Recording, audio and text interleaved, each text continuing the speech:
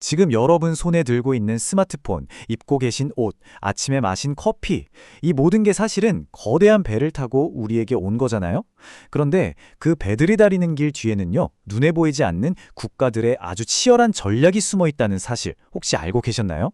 오늘은 바로 그 바다에 숨겨진 규칙, 각국의 해운 정책에 대해 한번 깊이 파헤쳐 보겠습니다. 자, 그럼 이 이야기의 핵심 미스터리부터 한번 던져볼까요? 한때 정말 세계의 바다를 주름잡았던 그 미국의 상징적인 해운사들 있잖아요. 그 회사들 대체 다 어디로 사라진 걸까요? 과거에 해운업계를 호령했던 아메리칸 프레지던트 라인이라든가 실랜드 같은 이름들 기억하시는 분들 계실 거예요. 한때 미국 해운의 자존심이었던 이 회사들이 지금은 덴마크의 머스크 같은 외국 기업의 일부가 되어버렸습니다. 불과 수십 년 만에 어떻게 이렇게 극적인 변화가 일어날 수 있었을까요? 이 미스터리를 풀기 위한 첫 번째 열쇠는요, 바로 철학에 있습니다. 해운업을 바라보는 서로 완전히 다른 두 가지 관점이 꽝 하고 부딪히면서 모든 게 시작된 거죠. 해운 정책은 크게 두 가지로 나눌 수 있어요. 먼저 미국이 대표하는 화주 관점입니다. 화주, 그러니까 화물 주인이죠. 이 관점에서는 그래서 누가 제일 싸고 효율적으로 내 물건을 옮겨주는데 이게 가장 중요해요. 무역 비용을 낮추는 게 최우선 목표인 거죠.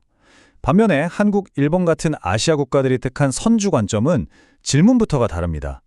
어떻게 하면 우리 배로 우리 물건을 실어 나를 수 있을까? 이걸 고민하는 거예요. 이들에게 해운은 단순한 운송업이 아니라 국가 경제와 안보를 떠받치는 핵심 산업인 셈입니다.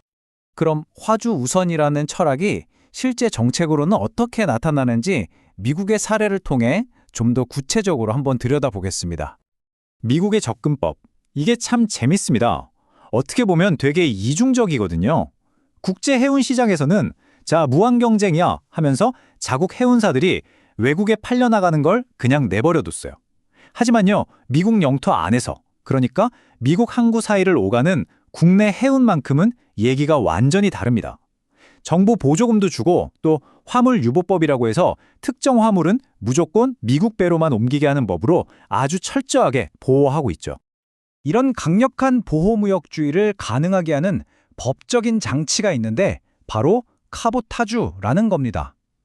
원칙은 아주 간단해요. 미국 땅과 미국 땅 사이를 오가는 물건은 오직 미국 국적의 배만 실어 나를 수 있다는 거죠. 이 법이 실제로 어떤 의미인지 한번 상상해 보세요. 예를 들어 저기 알래스카에서 석유를 뽑아서 미국 본토에 있는 다른 주로 옮겨야 해요. 그런데 아무리 더 싸고 좋은 외국 배가 옆에 있어도 쓸 수가 없는 겁니다. 무조건 비용이 더 들더라도 미국 국적의 배를 써야만 하는 거죠. 이게 바로 카보타주의 현실입니다. 자, 이제 시선을 완전히 반대편으로 한번 돌려보겠습니다. 아시아에서는요, 해운업을 국가 건설의 발판으로 삼는 전혀 다른 전략을 펼치고 있거든요. 이 숫자 하나가 사실 아시아 모델의 핵심을 다 보여줍니다. 25%. 이게 무슨 뜻이냐면요. 한국이 수출로 4달러를 벌면 그중 1달러는 해운업에서 나온다는 의미예요.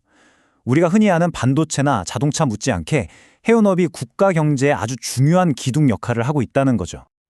근데 아시아의 전략은 여기서 끝나지가 않아요. 한 발짝 더 나아갑니다.